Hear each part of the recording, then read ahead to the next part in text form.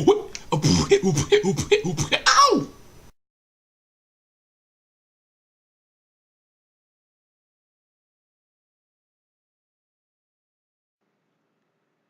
Greetings, YouTube. This is DecKrash, better known as Brandon, and it is time for another book review.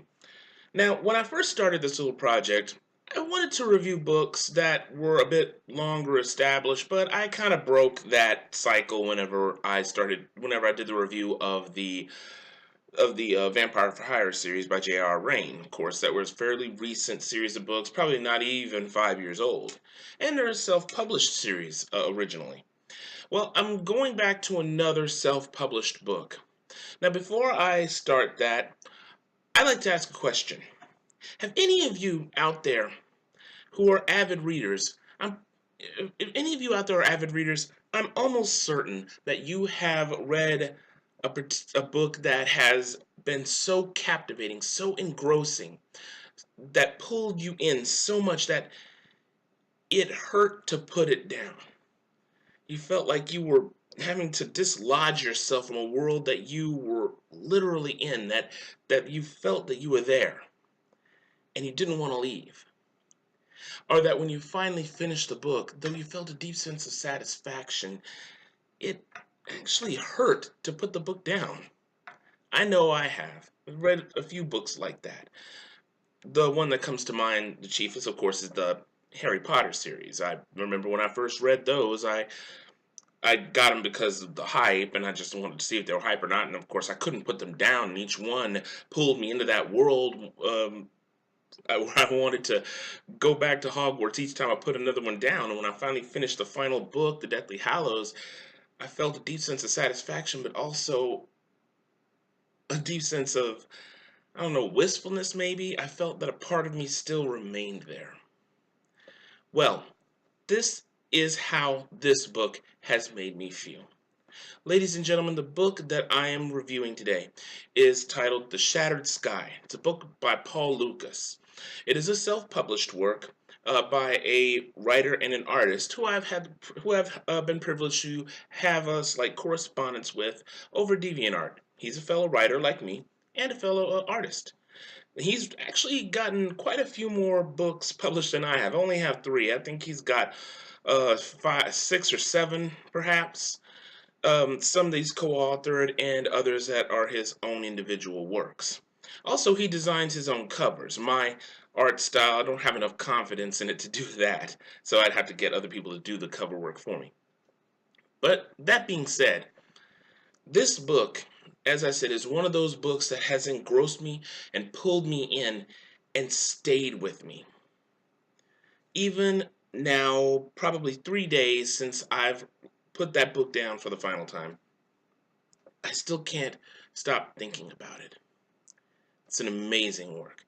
Now, I wrote a review of it on the Amazon page in which it is available, and I will provide a link down in the doobly-doo for anyone who's interested in reading the book, and I'll also have a link to Paul Lucas's DeviantArt page. A bit of a warning there. A lot of his art is erotic in nature, so if that kind of thing does not appeal to you, better you not go there. He is a very good artist, though, and I have an appreciation for his art because he has a better mastery of color pencils than I do. But that's neither here nor there. Let's talk about this work, The Shattered Sky. Now, since I wrote that review on Amazon.com, I'm going to be referring to it to help me to think a little bit more about the book. So I'll be reading a little bit of my review, but also talking about how I feel. And I'm not going to be reading the whole thing. You want to read the whole review? Just follow the link down in the doobly-doo. It'll take you there. But what I want to go ahead and start off with is just talking about the book. So the setting, first of all, it's set over 10,000 years in the future. And at this point in time, human civilization has advanced to the point where the entire solar system has been deconstructed and remade into something called the Eden Sphere. It's this unimaginably huge structure called a Dyson sphere. Now, for those of you who don't know what a Dyson sphere is, it was a scientific concept proposed by a scientist named Freeman Dyson, who said that as civilization progresses, their needs for energy grow to the point where they would having exhausted all other means of energy, they would turn to the most abundant source of energy, which would be their sun. And in order to harness 100% of its power, they would construct a structure around the sun in order to capture all that energy for their use, for their purposes. And in this story, in this far-flung future, that is exactly what the human race has done. They deconstructed all the planets of the solar system and restructured all that matter into a gigantic Dyson sphere around our sun, and made the interior of that Dyson sphere into an Earth-like environment, but with a surface area that is the size of several million Earths. So this planet is unimaginable, not planet, excuse me, this structure is unimaginably huge. For those of you to get a good idea of a Dyson sphere, if any of you have played the Halo games, and the most recent Halo game, which you're in, that Forerunner structure is a Dyson sphere, basically. So, anyway, so somewhere along the line in the history of this series, this Eden sphere was shattered. And now what remains of it are countless shards of the sphere, each with their own environments on the inside. So the environments are still habitable, but the Eden sphere is no more. It's all like little pieces of what used to be the Eden sphere floating around the sun. Each with their own environments, many times the size of the Earth. And inside all these different sentient races who are humans and also their descendants through genetic manipulation and a process of uplift. I'll explain that later. They're all left to fend for themselves. Whatever cataclysm caused the shattering of the Eden sphere caused civilization to take a nosedive. Most civilizations are no more advanced now than hunter-gatherer civilizations, leaving the structures of the builders, as they're called, largely untouched and their purposes unknown. And so a lot of these civilizations are beginning the long climb back to a state of technological superiority. Now, some have achieved this a lot faster than others because they were able to access and understand some of the archives and the purpose of some of the structures of the builders. Now, these people, who are called the known nations, are scouring the sphere for other friendly civilizations, for the reason being a desperate attempt to try to save their world. I'm going to avoid spoilers as much as possible here. I don't want to tell you what the problem is. I would like all of you to read it as the story goes along. And so from this point, the stage is set on a piece of what was the Eden sphere called the Mega Shard. It's one of the largest of the fragments of the Eden sphere. It's this vast world that's thousands upon thousands of times the size of Earth. In the story, very little of it has been explored, even though the size of the area that has been explored is several times the size of the Earth. There's still a great deal out there that is unknown. And the story is told from a first-person perspective through the eyes of Gossamer, who is a member of a race called the Myotans. What these are a genetically engineered species that was created from mixing human DNA with the DNA of bats. And what happens is humans arrive at her village, which is built around this gigantic tower, which was built by the builders. But they don't know what the function of the tower is anymore. The Myotan civilization is no more advanced than, perhaps the ancient Babylonians. But once contact is established with these humans from far, far away, Gossamer's life and the life of her people is forever changed. Now, it does start off a little bit like Avatar or Dances with Wolves, but as the story progresses, it most certainly pulls away from that particular type of a storyline and starts to go in different directions. So you don't have to worry about it being that kind of classic tale. They run through that fairly quickly in the first part of the book, and as the book progresses in other ways, they talk about other things. So the story goes in a completely different direction. Now, as I was saying before, the Shattered Sky has got to be one of the best works of literature I've been privileged to read in a very, very long time. And this really is not something I say lightly, people. for a work that has been that is a small, well, not even a small work, 'cause this is quite a hefty novel. For work that has been self-published, this is something that is really a buried treasure. And the story in and of itself is amazing. You have combinations of really unbelievably high-tech concepts and devices and lost technologies, but also an amazing story that keeps you riveted every step of the way. So, and all this is done in a perfect balance. Paul Lucas doesn't waste any time, doesn't waste any words. Everything has significance, and everything is done in equal amounts so that the story doesn't feel like it's overloading you with the technological aspects, or just making it a boring talk fest, or just keeping you riveted with action, action, action, action, and sacrificing any kind of story. Everything is perfectly paced, from the dialogue to the narrative to the action scenes, the moments of introspection that give you time to breathe, the story of Gossamer and her life and her fate with the humans and the other beings that exist in the Dyson sphere. It all it all feels like it all feels like a complete synergy of all of that combined, which balances everything out perfectly. I have seen, it's very rare for me to read a science fiction book that balances all that out so wonderfully. The closest I can think is how Octavia Butler handles this stuff in the Xenogenesis trilogy, but even that is nowhere near as dense as this is.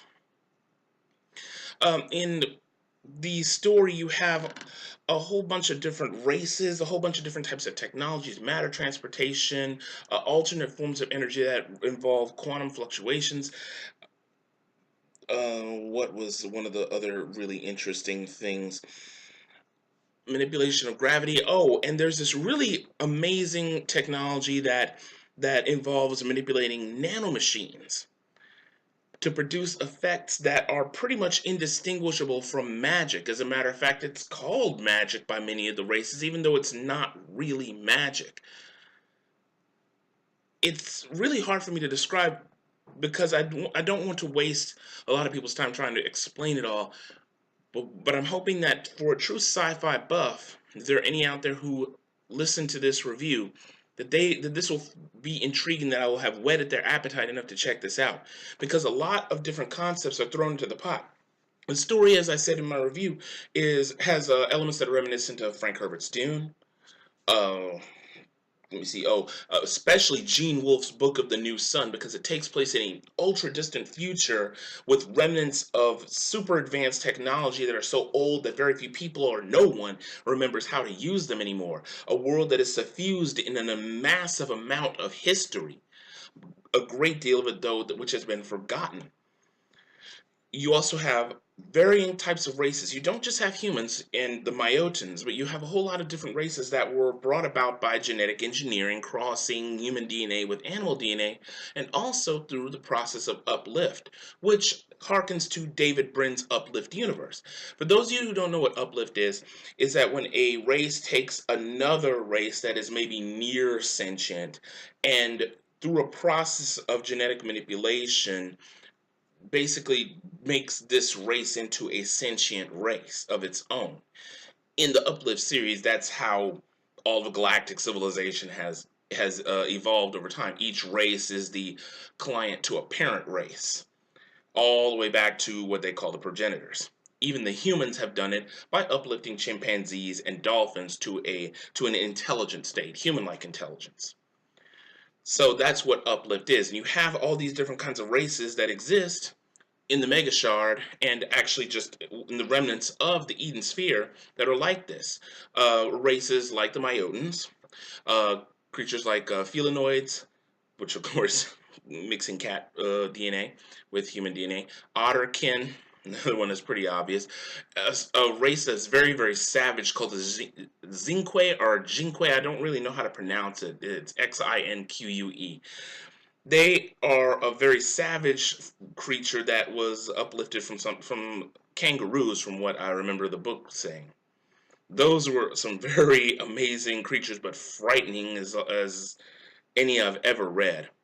And also one of the most fascinating creatures that I'd ever had the privilege to read about, spider swarms.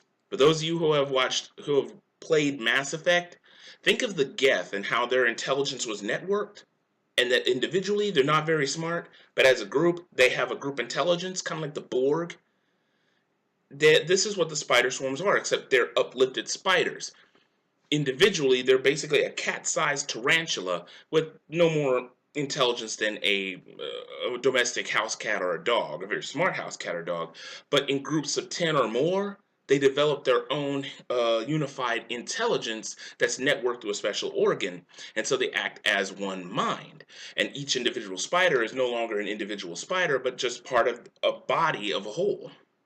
So they don't have a sense of really being one person, but they kind of consider themselves a conglomeration of several different beings. It's really amazing, though very, very creepy because these are gigantic spiders. And it's played to really good effect in this story. Now, another thing about this book that really cemented it for me in being one of the best books I've ever read is the fact that this book was one of the very, very few that actually made me cry.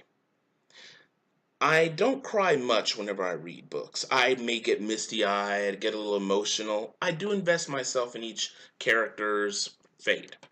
And Gossamer proved to be a very easy character to get into, to feel the emotions of, to understand what's going on in her life. And there was this one part where I wish I could tell you what happened, but I don't want to give spoilers. But let me just describe it as the perfect storm of hell that happened to her. And at that very moment when I read it, I sat there for almost a minute with my jaw just hanging open. And I didn't just cry, I bawled. And I never bawl. It took me several minutes to recover. But even then, it just stayed with me, especially reading about what happens to Gossamer after this event, or actually several different events. And I was recovering with her, and you could really feel and sympathize with her after all this happens to her as the story progresses. The only other time I can recall that I really cried when reading a book was in the final Harry Potter book. Not when one of the Weasley twins died, not when Dobby died, but when Remus Lupin and Tonks died. But even I didn't cry as much when I read what I read in this book. To have that kind of a profound emotional impact on me really says a great deal about this book.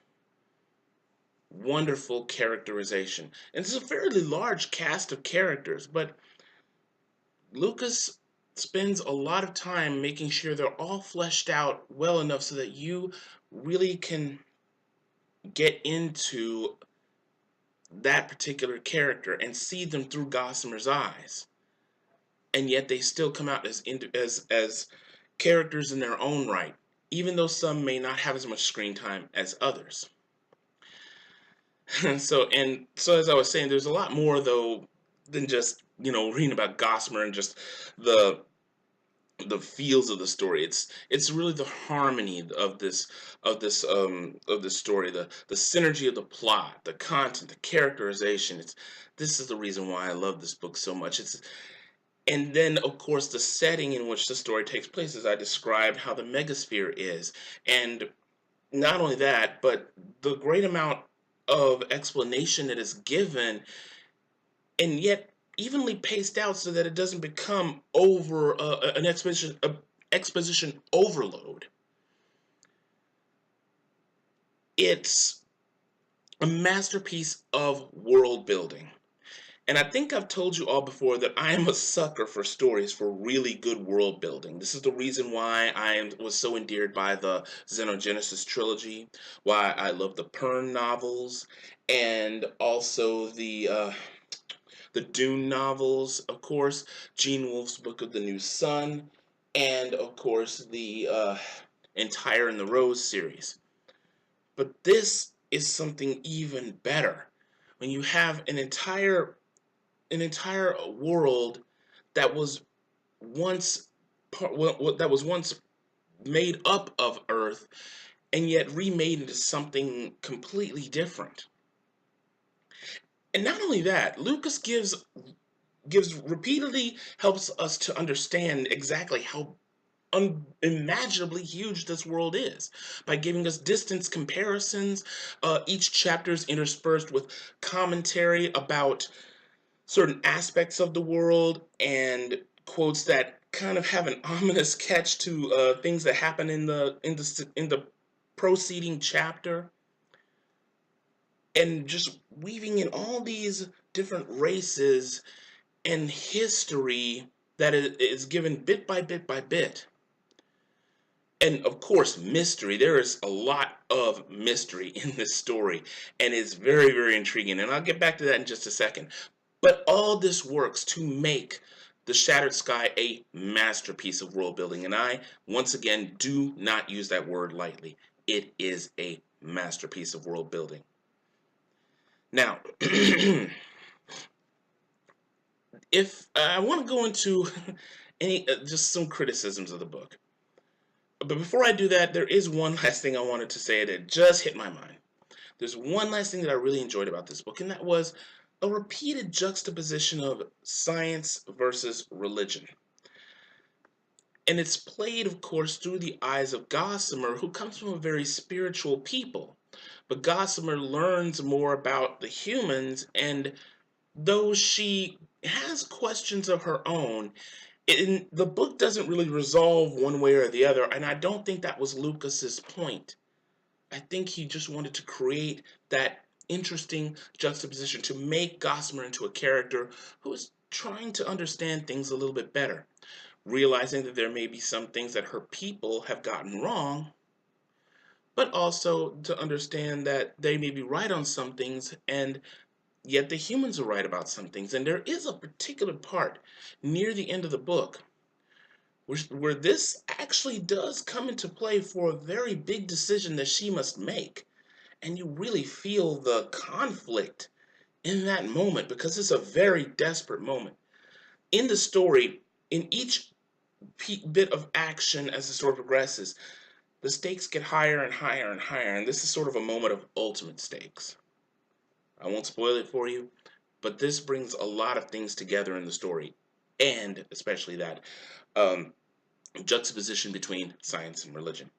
Now, back to what I wanted to say about the criticisms of the book. To be completely honest, I really only have two.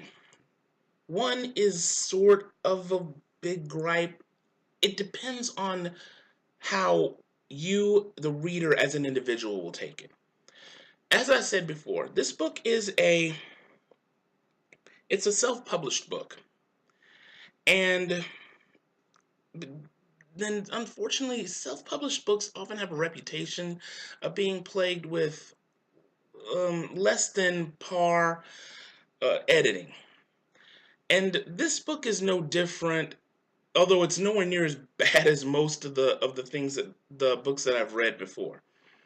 This one just has basically just typos, and they're really just kind of interspersed around the book. That's not heavily consistent. Just you'll spot one, and it's really a very minor thing. It's very easily overlooked. It didn't spoil my experience for the book.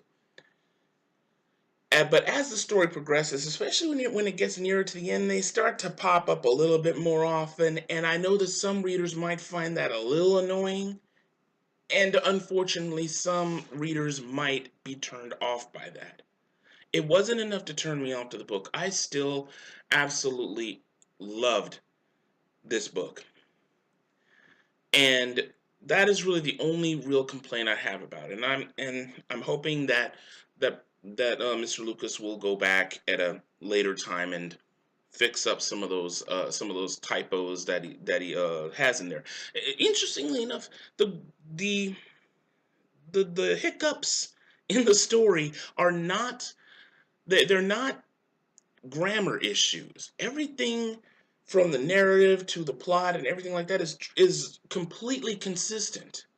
It's just typos here and there. That's pretty much it. Now, my second criticism, and I said this in my review on Amazon, I really wouldn't call it so much a criticism at all.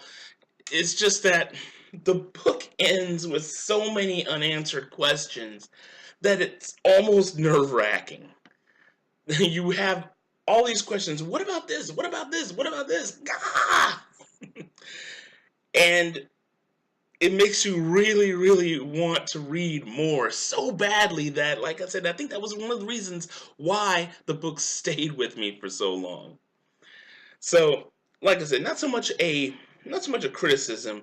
Really, you could turn that into sort of a compliment because it really makes me want to read the next one. And I have been in correspondence with Mr. Lucas, and he said he is working on another on a sequel to The Shattered Sky, and I'm so glad about that. And I am so totally gonna buy that book.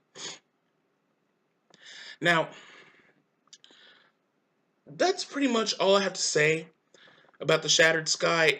In all, despite the typos, which, like I said, I was able to overlook, I loved this book with every fiber of my being. This is one of the best books I've ever read. And no, I don't know his sales on the book. I don't know if they're enough. And I do think that this book deserves a lot more notoriety than it has been given. And I sincerely hope that my listeners out there, my subscribers, will give this book a chance. Will go to the link that I will supply in the doobly-doo and go ahead and purchase this book. It is available as an ebook on Amazon Kindle and also on Goodreads, and I'll provide a link to both. And it is my hope that you will get the Kindle app. You can get, if you have a smartphone, you can download the Kindle app for free for any smartphone, any tablet device. There's even a Kindle app for a regular computer. You can download it there. And I sincerely hope that you will purchase this book. For any sci-fi buff out there, this is a definite must-buy. There are other reviews of this book on Amazon, and they're all almost as glowing as mine. This has probably got to be the most positive and rave-worthy review I've ever written. And I wanted to share this with all of you out there. I was completely floored by this book. It spellbound me, astounded me, and I want to see others read it. I want to see this book get the notoriety that it deserves.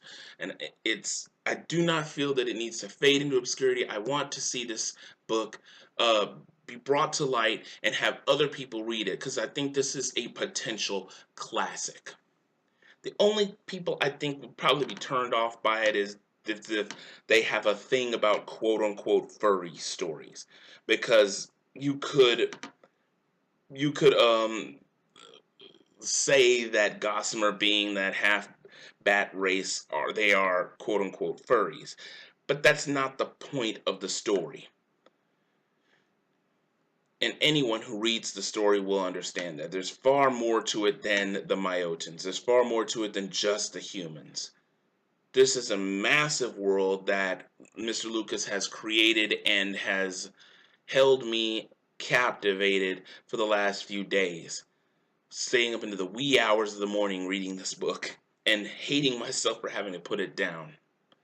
I give it my highest recommendation, everyone, and I sincerely hope you will all, especially if you love science fiction, especially if you love high concept science fiction with a lot of hard science fiction concepts in it, and you can tell this is a book he did his research on.